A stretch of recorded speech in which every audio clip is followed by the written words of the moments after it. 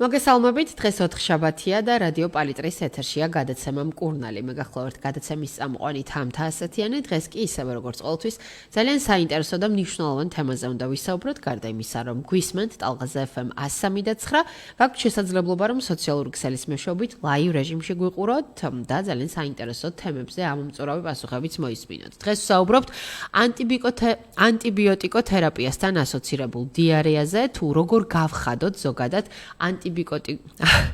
ანტიბიოტიკოთერაპია უსაფრთხო.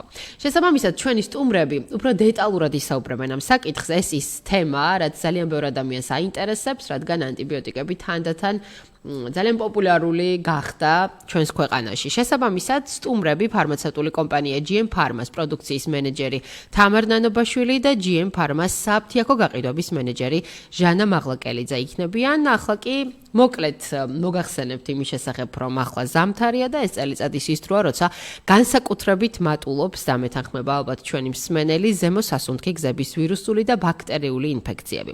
შესაბამისად, იზრდება ავადობის სიხშირე და სხვადასხვა ტიპის მედიკამენტების მოხმარებაც და რა თქმა უნდა, მათ შორის არის ანტიბიოტიკებიც, რომელსაც გარდა ექიმის მხრიდან მიზანმიმართული დანიშნულებისა, ხშირად სამწუხაროდ აქვს თვითნებური გამოყენებაც.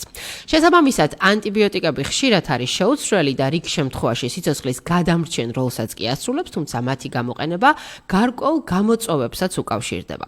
ერთ-ერთი ყველაზე გავრცელებული გართულება კი არის დიარეა, რომელიც შესაძლოა განვითარდეს როგორც მკურნალობის მიმდინარეობისას, ისე მისი უკვე დასრულების შემდგომ. თუ რა გავლენას ახდენს ანტიბიოტიკის მოხმარება ადამიანის საჭმლის მომნელებელ სისტემაზე, კერძოდ კი ნაცლაბურ მიკრობიოტაზე და რა უნდა ვიცოდეთ მაშინ, როცა ანტიბიოტიკის მიღება გარდაუვალია, სწორედ ამ თემაზე მოგაწვდით დღეს დეტალურ ინფორმაციას და ჩვენი სტუმრები დაგვეხმარებიან ძალიან საინტერესო რეკომენდაციებით ამ მიმართულებით. მოგესალმებით კიდევ ერთხელ, შეგახსენებთ, რომ GM Pharma-ს პროდუქციის მენეჯერი თამარ ნანობაშვილი და GM Pharma-ს საფთიაქო გაყიდვების მენეჯერი ჟანა მაღლაკელიძე შემოგვიერთდნენ. დიდი მადლობა პირველ რიგში, რომ მობრძანდით ჩვენთან და თამარ, მოდით ჯერ თქვენთან დავიწყებ საუბარს და შემდგომ უკვე გადავინაცვლებ კითხვებით ჟანასთან. რატომ ვითარდება უპირველეს ყოვლისა, რომ გითხრათ ანტიბიოტიკის მიღების პარალელურად დიარეა და ამ შემთხვევაში სხვა არა ანტიბიოტიკით გამოწვეული დიარეებისგან რით არის ის განსხვავებული? მივესალმები ჩვენს მაყურებელს და მაყურებელსაც, ვინც გვიყურებს. მადლობა ამ თემის, ესე ვთქვათ, კიდევ ერთხელ წამოჭრისთვის ეთერში, იმიტომ რომ ეს, როგორც თქვენ ახსენეთ, ნამდვილად ანტიბიოტიკები დღეს ძალიან დიდი, ესე ვთქვათ, გამოყენებით სარგებლობს არა მარტო ჩვენთან, არამედ მთელ მსოფლიოში და ხშირად ანტიბიოტიკი მართლაც რომ აუცილებელია და სიცოცხლისთვის ძალიან მნიშვნელოვანი, მაგრამ გვავიწყდება ხოლმე, რომ ანტიბიოტიკი ეს არ არის საპროფილაქტიკო მედიკამენტი, ის აუცილებლად უნდა დაინიშნოს მხოლოდ მიზანმიმართულად, აუცილებლად ექიმის მიერ შერჩეული დოზირებით და ხანგრძლივობით და ექიმის მიერ შერჩეული უნდა იყოს ანტიბიოტიკის ჯგუფიც, იმიტომ რომ ეს ძალიან მნიშვნელოვანია. რომ არ დავიცვათ ეს ყველა პირობა, მივალთ ერთ ძალიან დიდ პრობლემამდე, რომელიც დღესდღეობის სხვათაშორის ამ საუკუნის ერთ-ერთი ყველაზე დიდი გამოწვევა მედიცინისთვის, ეს არის ანტიბიოტიკოთერაპიისადმი რეზისტენტობა, ანუ ჩვენ გარშემო გამრავლდებიან ისეთი ბაქტერიული გამომწვევები, რომლებიც ხშირად გამოყენებადი ანტიბიოტიკების მიმართ იქნებიან გამძლენი და უკვე წამოსულია ეს ტენდენცია, ესე ვთქვათ, იმიტომ რომ ბაქტერიები ეს არის ცოცხალი წარმონაქმნები, ცოცხალი ორგანიზმები, ესე ვთქვათ, რომელსაც ადაპტაციის უნარიც გააჩნიათ და არარაციონალური, ანუ არასწორად გამოყენებული ანტიბიოტიკები ნამდვილად არის აი ამ რეზისტენტობის განვითარების ერთ-ერთი ძალიან დიდი რისკი.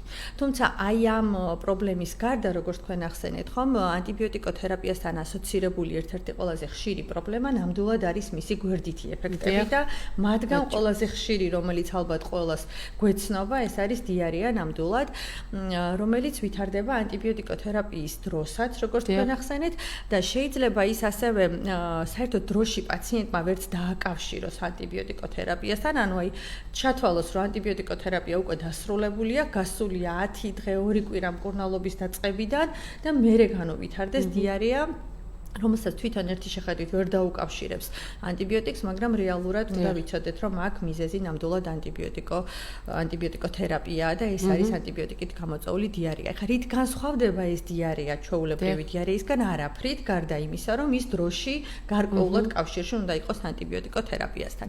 რაც შეეხება იმ კითხვას, თუ რატომ ვითარდება, აქაც მარტივია პასუხი, როგორც თქვი, ჩვენ ბაქტერიები, რომლისთვისაც ექიმი ჩვენ ანტიბიოტიკს გვინიშნავს, ცოცხალი ბაქტერიებია.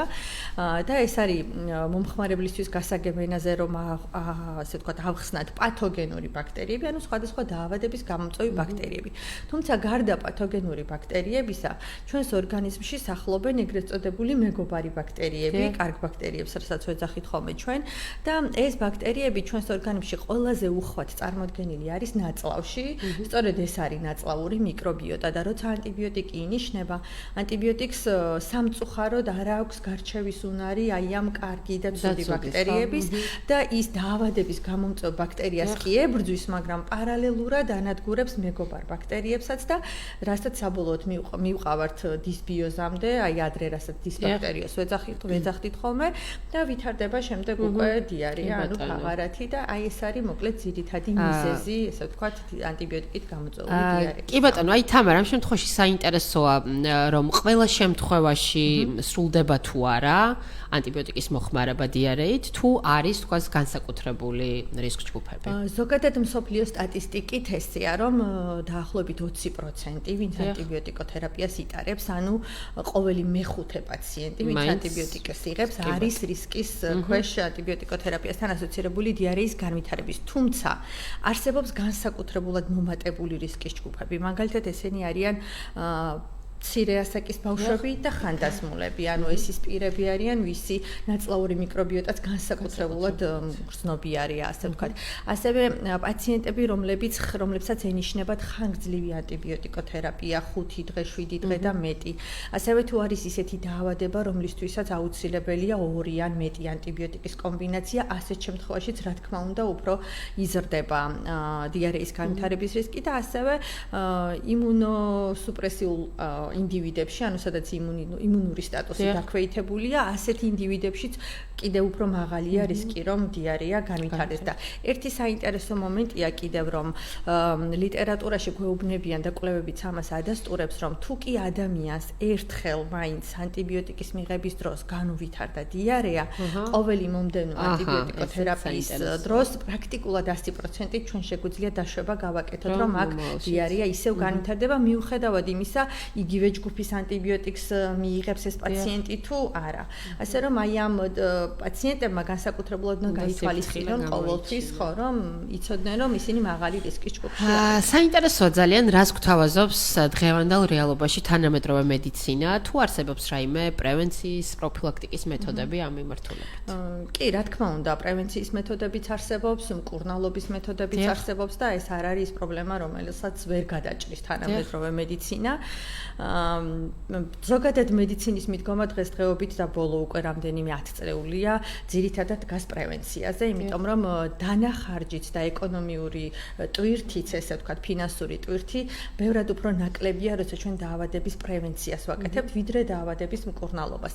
აი ამ მიმართულებითაც, ვთქვათ, დიარეის განვითარების მიმართულებითაც პრევენციული ღონისძიებები ყოველთვის უფრო გამართლებულია და ჯობია რომ პაციენტმა პირველივე დღიდან დაიწყოს რაიმე პრევენცია, როცა ანტიბიოტიკს იღებს, ვიდრე ის რომ ვთქვათ, იფიქროს რომ აი მოდი იქნებ და არ განმივითარდეს დიარეა, დაველოდები და იმიტომ რომ მე უკვე პრევენცია აღარ არის, მე მკურნალობაა, რომელიც ბევრად უფრო ხანგრძლივია და ფარმაკოეკონომიურადაც მომგებიანი აღარ არის ხოლმე ბიუჯეტურად პრევენცია ბევრად ჯობია. ამიტომ მნიშვნელოვანია ვიცოდეთ, რომ ანტიბიოტიკოთერაპიის პირველივე დღიდან სასურველი იქნება განსაკუთრებით აი იმ პაციენტებში, ვინც ჩვენ ვახსენეთ, ხო, მაღალი რისკის ჯგუფის პაციენტები, რომ მათ პირველივე დღიდან დაიწყონ პრევენციული ღონისძიებები. ხა რას ნიშნავს ეს პრევენციული ღონისძიება, ხო? პირველ რიგში იგულისხმება ის, რომ ანტიბიოტიკი არ უნდა მივიღოს თვითნებურად და ეს აუცილებლად უნდა იყოს ექიმის მიერ შერჩეული დოზირებით, ხანგრძლივობით და ასე შემდეგ. მეორე და ძალიან მნიშვნელოვანი, რადგან თქვით, რომ დიარეის მიზეზად ასეთ შემთხვევაში გვევლინება აი ამ მეგობარი ბაქტერიების განადგურება ხელოვნური, ხო? ამიტომ ჩვენ რაღაცნაირად უნდა პირველივე დღიდან ვეცადოთ, რომ ხელი შევუშალოთ აი ამ ნაწლავური მიკრობიოტის დისბალანსს და უნდა იქნეს მიღებული ისეთი მედიკამენტები თუ საკვები დანამატები, რომლებიც გამდიდრებულია მეგობარი ბაქტერიების შემცველობით, ესე ვთქვათ, ამას ფარმაკოლოგიაში პრობიოტიკებს ეძახიან და ძალიან მნიშვნელოვანია, რომ პრობიოტიკები იყოს დანიშნული ანტიბიოტიკოთერაპიის პირველივე დღიდან. ანუ პარალელურად უნდა მოხდეს ამისი მიღება და ეს არის დღესდღეობით ძირითადად ანტიბიოტიკოთერაპიით გამოწვეული დიარეის მთავარი, ესე ვთქვათ, როგორც მკურნალობის, ისე პრევენციის მთავარი მიდგომა გახლავთ. და ხშირად სხვათა შორის აი მომხმარებლები პრობიოტიკებს და პრებიოტიკებს ახსენებთ თითქოს ათანაბრებენ და სინონიმებადაც კი მოიხსენებენ და აიგივებენ და აი თუ შეგვიძლია რომ განვუმარტოთ ესეც თქვათ მაყურებელს და მსმენელს რა განსხვავებაა რეალურად მათ შორის რა თქმა უნდა პრობიოტიკები როგორც უკვე ვთქვით არის სწორედ აი ეს კარგი მეგობარი ბაქტერიები რომლებიც ჩვენს ნაწლავში ბუნებრივადაც ბინადრობენ რაც შეეხება პრებიოტიკებს, პრებიოტიკი არის აი ამ ბაქტერიების გამრავლებისთვის აუცილებელი საკვები ნიადაგი, რომელიც თავისი შემადგენლობის მიხედვით რთული ნახშირწყალია, მაგალითად პრებიოტიკები არსებობს ფრუქტოოლიგოსაქარიდი, ინულინი, რომლებიც ძალიან კარგი საკვები ნიადაგია მეგობარი ბაქტერიების, ლაქტობიფიდობაქტერიების გამრავლებისთვის. და დღესდღეობით საბედნიეროდ ჩვენთანაც ქართულ ბაზარზეც და ზოგადად არსებობს ფარმაცევტულ ბაზარზე პროდუქტები, რომლებიც ერთდროულად შეიცავენ პრობიოტიკსაც და პრებიოტიკსაც. და ასეთ პროდუქტს უწოდებენ სინბიოტიკს, ანუ აქ ხდება ერთდროულად პაციენტი იღებს როგორც აი ამ მეგობარ ბაქტერიებს, ისე მათი სწრაფად გამრავლებისთვის, სწრაფი კოლონიზაციისთვის აუცილებელ საკვებ ნიადაგსაც და ყოველთვის ცალკე დანიშნული პრობიოტიკის ეფექტი ისეთი არ არის ხოლმე როგორც სინბიოტიკისა, რომელსაც თან აი ამ მეგობარ ბაქტერიებთან ერთად მიყვება მათი საკვები ნიადაგიც. კი ბატონო და აი დიარეაზე ვისაუბრეთ და დიარეის შემთხვევაში პრე და პრობიოტიკების გარდა რა არის ის მთავარი რეკომენდაციები, რაც უნდა გავითვალისწინოთ და ასევე ვისაუბროთ იმ ნიშნებზეც, კლინიკურ სიმპტომებზე ამ შემთხვევაში, როცა უკვე დაუყოვნებლივ საჭიროა ექიმთან ვიზიტი. კი ბატონო, ზოგადად დიარეა თვითონ როგორც პათოლოგიური მდგომარეობა, ესე ვთქვათ, ხო? ცალკე აღებული დიდ სიცოცხლისთვის საშიშ საფრთხეს არ წარმოადგენს, თუ ის სწორად იმართა. მართვაში იგულისხმება რა დიარეის მთავარი საფრთხე ეს არის გაუწყლოება, ანუ დეჰიდრატაციას, რასაც ვეძახით მედიცინაში, დიარეის დროს დიარეა რა არის, ხო? ეს არის გახშირებული დეფეკაცია, თხიერი წყლის შემცველი განავლოვანი მასებით, ამ დროს ძალიან დიდი რაოდენობით სითხეს და ამ სითხესთან ერთად მინერალებს, ანუ ელექტროლიტებს კარგავს ორგანიზმი. ამიტომ ძალიან მნიშვნელოვანია, რომ მოხდეს აი ამ გაუწყლოების თავიდან არიდება, ამას მედიცინაში რეჰიდრატაციას ეძახიან, ანუ ხელახლა წყლით შევსება. ერთი მთავარი, ესე ვთქვათ, მიდგომა ეს უნდა იყოს გარდა პრობიოტიკებისა და სწრაფად მოქმედი სხვადასხვა საშუალებებისა, მნიშვნელოვანია, რომ პაციენტს აუცილებლად დავტვირთოთ სითხეებით, ელექტროლიტებით და ელექტროლიტით მდიდარი სარეჰიდრატაციო ხსნარებით. რა არ უნდა გამოგვეპაროს, ხო? ჩვენ ვახსენეთ მაღალი რისკის ჯგუფები, ვთქვით, რომ აი მცირე ასაკის ბავშვები, განსაკუთრებით ხანდაზმულები მაღალი რისკის ჯგუფში არიან და მათთან ამ ნიშნებს განსაკუთრებული ყურადღება უნდა მივაქციოთ. მოხუცის ორგანიზმი ხანდაზმულისაც და ბავშვისაც სამწუხაროდ ძალიან სწრაფად განიცდის დეჰიდრატაციას და გაუწყლოებას. ამიტომ იქ დიდი ხნის ლოდინი ჩვენ არ შეგვიძლია და პირველივე სიმპტომებში, როგორც კი დავინახავთ, რომ დიარეა განვითარდა და ერთხელ ორჯერ დეფეკაცია მთელი განავლოვანი მასებით არის, აუცილებლად პირველივე სიმპტომებისთანავე უნდა დავიწყოთ სარეჰიდრატაციო ხსნარებით, ესე ვთქვათ, დატვირთვა პაციენტის.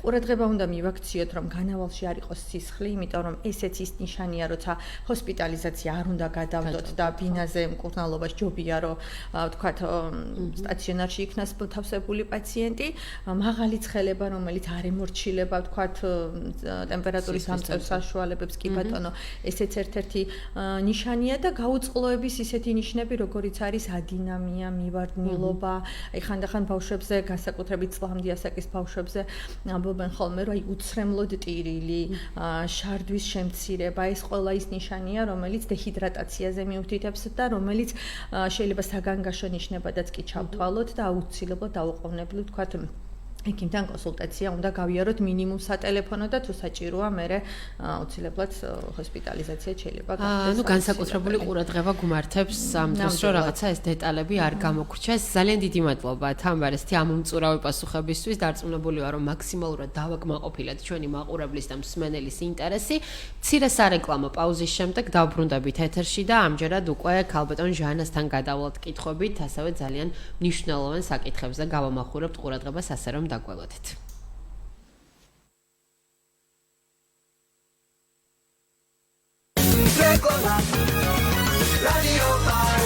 2 27 78 0